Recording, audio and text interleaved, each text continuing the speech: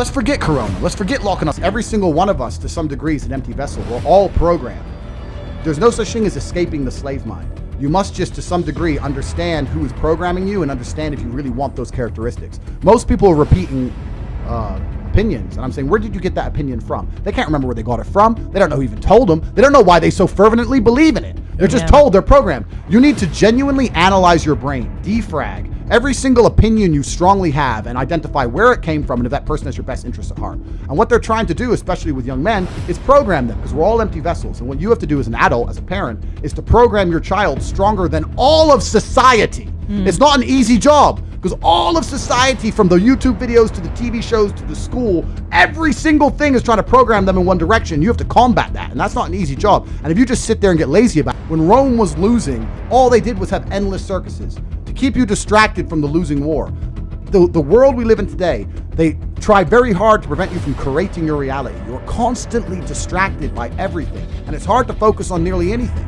And they do that on purpose, because for you to go stand out in the rain and protest, that takes focus. They want you distracted. They want arguments in the household. They want blacks to hate the whites, Republicans to hate Democrats. They want us all arguing with each other, for all of us to hate our neighbor, and us all to be so distracted and selfish and self-absorbed that we can't think beyond ourselves. That's what they're trying to do to us, and it's absolutely and utterly work.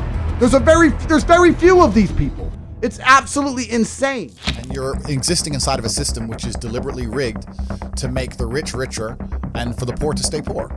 And you can sit there and get upset about it. You can sit there and cry about it and say the system needs to change, which is what some people do. But I know that's a waste of time, right? That's futile. The best thing to do is to understand the rules of the game and find a way to win.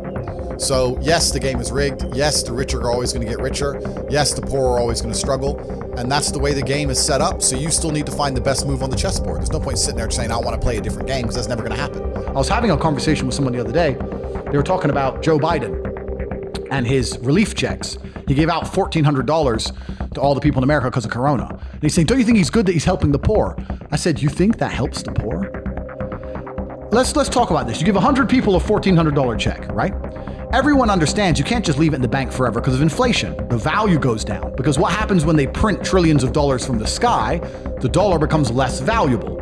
And now we're living in a world right now where inflation's getting out of control, especially in America, right? In the last year, inflation's up like 6-7%. So no poor person is going to take that money and just leave it in the bank. They're going to either spend it or invest it. Let's say there's 100 poor people and the 100 poor people spend their money. What do they spend it with? Businesses. Who owns businesses? Rich people. Amazon, their stock price went up 30%. Why? Because people are getting stimulus checks and spending it on Amazon. It all went to the rich guy. And then they go, oh yeah, but what about they invest it? Invest it where? Invest it in the stock market? That increases the stock price. Who owns the company? Rich people. You've made them richer. What if you and all your poor friends, 20 poor friends, it'd be more than 20, 200 poor friends, put all your money in together and bought one house between you? That still takes one house off the market and raises the property value of that area. Who already owns those expensive houses? Rich people. You can't stop making the rich richer. You cannot stop it. People inside the matrix don't understand what's happening. And they're going to sit there and go, but the government cares about me. He gave me $1,400. Even when I was going to school and they're sitting there going, you're not going to get a good job if you don't get good grades. I was the one sitting there going, you're a liar. Shut up. I just knew the teacher was lying. I knew school was bullshit. I knew college was bullshit. I knew university was a lie. I always knew it was a trick and a con. I didn't truly understand things to the level I understand them now. But I had an intrinsic understanding, and I think everybody does. If you're at a gas station and it's 3 a.m. and a Lambo pulls up and a guy gets out of it, you're thinking criminal, drug dealer, gangster. Yeah. You're not thinking, he has a uni degree. Because you're not going to think that. So when you see money, people don't even associate the money they see with university. But then they go, I want to make money, so I go to university. It doesn't make sense. If I were to give you $100,000 and say you can get a degree, or you can buy a crypto, or you can start your own business, or you can do anything you want with it, who's going to choose a degree? Nobody. I think everybody knows that the system and the path they lay out for you is not a path that's going to lead to where you want to be. And I didn't know what the other path was, but that intrinsic distrust for the system and that distrust for the things they wanted me to do made me search for other avenues. And then I found them, right? And if you speak to the people who are richest, if you speak to the people you know, this is for everyone at home as well, if you speak to the people you know who have the most money and go up to them and say, hey, what made you rich? None of them say school. it's bullshit, right? So it's all indoctrination. So I knew it was indoctrination, and for that reason, I was always searching. And if you're searching, you're gonna find. So I feel free. Freedom is the ability to scream when you want to scream, be angry when you want to be angry, smile when you want to smile, say what you want, do what you want. And that's a very, very rare commodity in the modern world. That's extremely rare. Once you escape the matrix and you try and find a way to get your wealth outside of the system, then you can exist geographically anywhere. And once you can do that, then laws don't really apply to you. If they made a law in the UK I was unhappy with, I'd just leave. And if they made a law in Romania where I live I'm unhappy with, I would just leave.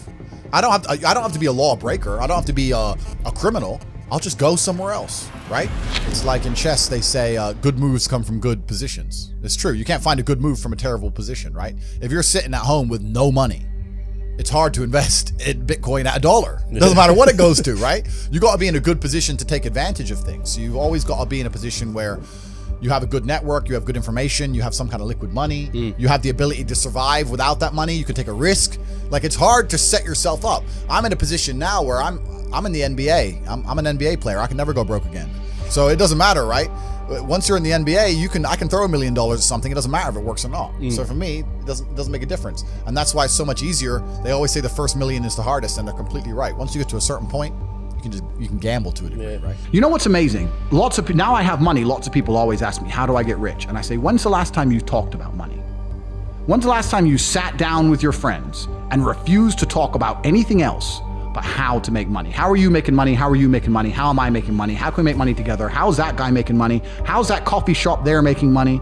Is that coffee shop making money? I don't know. Do they sell cake? No. Why don't they sell cake? Everyone in here is a businessman. If they had a cute young waitress, a girl, instead of a guy, they'd probably sell more coffee. Like, no one analyzes anything. They just want to get rich, right? I want to be rich, but they have no plan to get rich. And a hope and a plan are very different things. I explain this to people all the time. Everyone has a dream, but no one has a plan.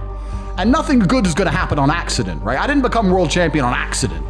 I didn't wake up and someone go, how'd you become world champion? And I went, oops. You have to plan for it. So I said to Tristan, we need to discuss money. We need to plan this, and we need to work out a way we can get rich. And that's when I started analyzing and understanding banks and the credit system and the money system, how the world actually works. And then and I also very, very much understood that as soon as you stop pushing forward, as soon as you go stagnant, you're dying, right? As soon as you stay in one place, you're slowly on the way down. I was under enormous pressure. I didn't think, I have plenty of money now. It was the complete opposite. I wanted to work harder, more hours. I found the tap. Bro, if there was a golden tap, that unlimited money, and you had buckets, and you took one bucket of money, would you just take that bucket, or would you run back and get another bucket and run back and run? I couldn't stop. I couldn't sleep. I'd wake up to go piss at 3 a.m, take a piss, and by the time I finished pissing, I'd be like, I've slept 3 hours, that's enough. And wake the chicks up and put them back online. I couldn't get out of my brain because I saw that I'd replaced fighting, which I loved, with this. And this was my chance to escape the matrix.